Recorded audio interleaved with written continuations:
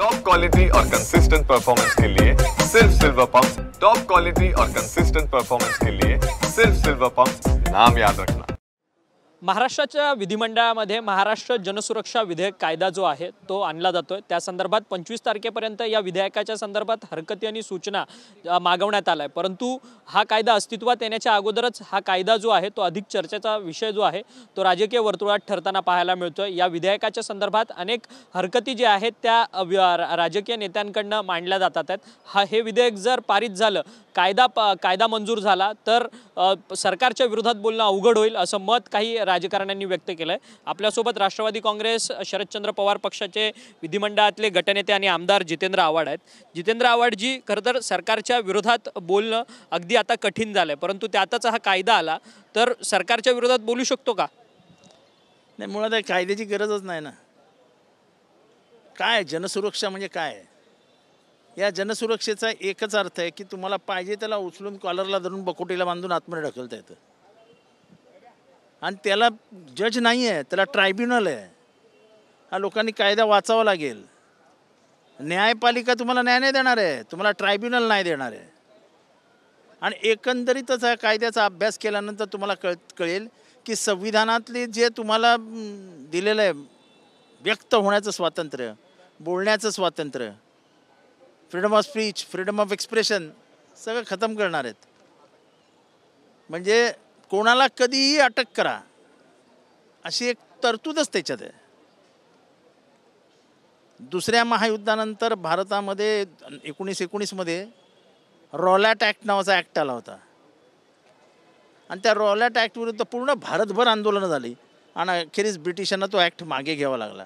रॉलॅट act आणि ह्या ॲक्टमध्ये काही फरक नाही। म्हणजे ते ब्रिटिश गेले आणि हे ब्रिटिश आले।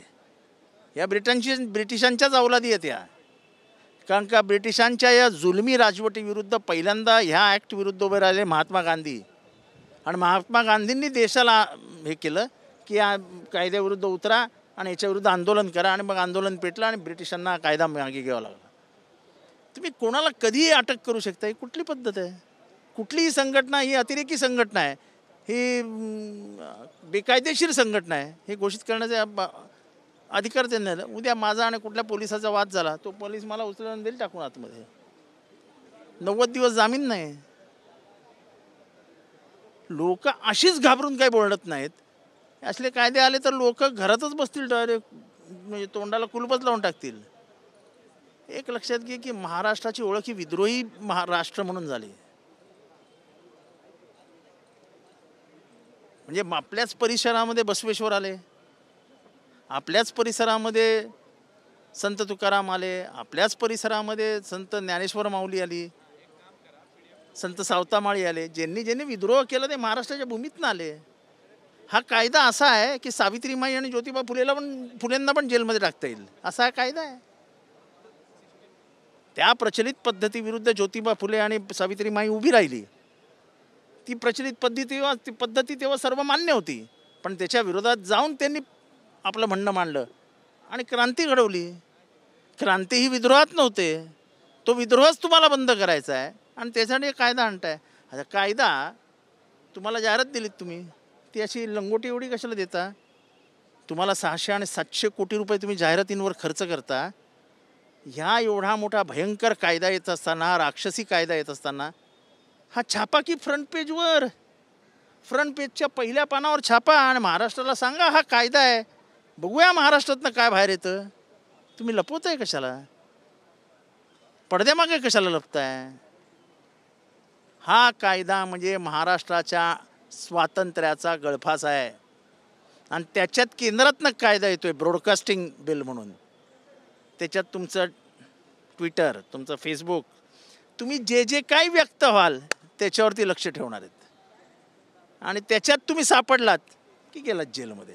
म्हणजे आता महाराष्ट्रामध्ये अजून जेल वगैरे वाढवणार आहेत, कारण का संख्या वाढणार आहे आणि तुम्ही पत्रकार पण सुरक्षित आहात समजू नका। तुम्हाला तुमच्या तोंडाला कुलूपच लावून फिरायचं आहे, त्याची तयारी ठेवा।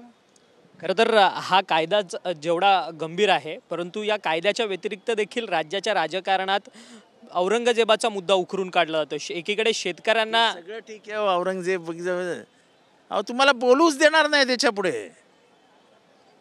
तुम्हाला बोलूच देणार नाही. औरंगजेब तर समजा तो त्यांच्या चेहऱ्यावर ठेवलेला पडदा आहे औरंगजेब नावाचा, की लोकांनी आता आमचा विजयी झाल्यानंतरचा जो खरा चेहरा दिसतोय, आम्ही जे स्वप्न दाखवलं होतं ते एकही स्वप्न पूर्ण होताना दिसत नाही. आम्ही जे शब्द दिले होते, ज्या निर्णय घेतले होते, तो एकही निर्णयाची अंमलबजावणी होताना दिसत नाही. म्हणून आमच्या चेहऱ्यावरती आम्ही औरंगजेब आणून ठेवला आहे की आधी औरंगजेबला बघा, माझ्याकडे बघू नकोस. औरंगजेब हा त्यांचा लपण्याचा चेहरा आहे. औरंगजेबच्या मागे लपलेत सगळे. त्यामुळे औरंगजेब हा काही विषय नाही. काय महाराष्ट्रातले सगळे विषय संपले आणि एकच विषय उरले औरंगजेब, असं नाही आहे. परंतु भाजपचे नेते आहेत सुनील देवधर, ते म्हणतात की औरंगजेबाच्या थडग्याच्या इथं थुंकण्याची व्यवस्था करा, जेणेकरून तिथे पर्यटन स्थळ वाढेल. म्हणून काय तुम्ही काय करायचं ते करा. 350 वर्षापूर्वीचा विषय उकरून तुम्हाला काय मिळतं मला कळत नाही. आणि माझा एक साधा प्रश्न सगळ्यांना आहे. हिटलर हा क्रूर कर्मा होता. हिटलरमुळे लाखो जीव मारले गेले. त्यांनी स्वतः सगळ्यांना चेंबरमध्ये बंद केलं आणि लोकांना मारले. त्या हिटलरचं घर किंवा हिटलर जिथे मेला ती स्थानं उद्ध्वस्त करून तुम्ही हिटलर मिटवू शकता का? आणि हिटलरला वजा करून दुसरं महायुद्ध समजवू शकता का? हिटलर नसता तर स्टॅलिन, चर्चिल आणि रूझवेल्ट एक झाले असते का? तुम्ही रामायणातनं रावणाला बाजूला करा आणि मला राम समजून सांगा. तसं महाराजांची दैदिप्यमान उंची, त्यांचं शौर्य, त्यांची हुशारी, त्यांचे गनिमिकावा, संभाजी महाराजांचं शौर्य, तारामाईचं शौर्य हे कधी दिसतं? की 50 वर्ष ह्या भूमीमध्ये येरझारा घालणारा औरंगजेब हा एक विजय नाही प्राप्त करू शकला आणि अखेरीस त्याचं थडगं उभं राहिलं. तो त्या घरी जाऊन मरू नाही शकला. हे आमचं शौर्य आहे की माझा शत्रू मी अशी व्यवस्था केली की तो माझ्या मातीतच गाडला गेला, तो गाडला गेला. आता त्याला उकरून काढून फेकायचं असेल तर फेका. तुम्ही काय कुठली उद्या औरंगजेब कुठे मेला हा विचारलं तर काय तुम्ही काबूल सांगणार? तुम्ही तुमच्या ऐतिहासिक पाऊलखुणा स्वतःच्या हातानेच मिटवणार असाल तर भारताचा इतिहास काय सांगणार? परंतु औरंगजेबाची कबर जी आहे ती भारतीय पुरातत्व खात्याकडे येते आणि येऊ द्या हो, ते त्यांचं ते बाबरी मस्जिद पण त्यांच्याच हातात होती, तोडली ना त्यांनी. प्रश्न तो नाही, प्रश्न इतिहास आहे. आणि आता म्हणजे तुम्ही ती कबर उखडून त्याच्यातलं काय जे काय असेल ते कुठे काय काबूलला नेऊन ठेवणार त्याच्या जन्मगावी? त्याचं जन्मगाव पण कुठे माहिती आहे ना? भारतात आहे. भारतात आहे. भारतात ते अख्खं खानदान आहे ना, ते भारतात जन्मलं आहे. आणि भारतातली एकही वस्तू त्यांनी बाहेर जाऊ नाही दिली, ती भारतातच ठेवली. म्हणजे कोहिनूरचा हिरा सुद्धा त्यांच्याच ताब्यात होता या सगळ्यांच्या. तो भारतातच होता, तो ब्रिटिशांनी इंग्लंडला नेला आहे.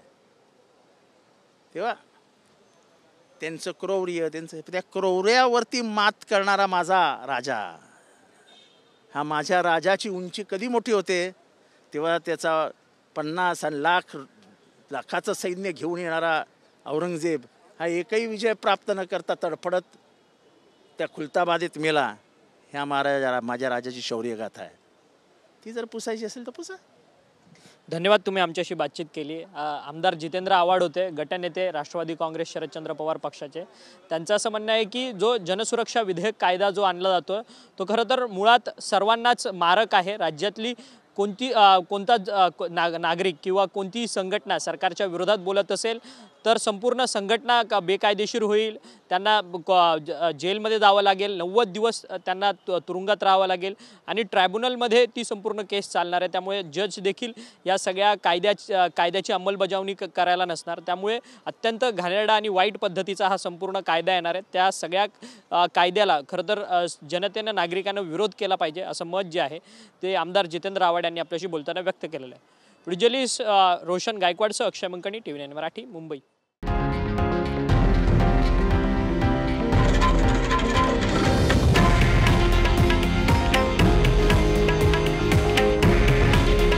हे आहे देशातील नंबर 1 न्यूज नेटवर्क आणि आपण पाहत आहात TV9 मराठी. काळजी तुमची, हित महाराष्ट्राचं.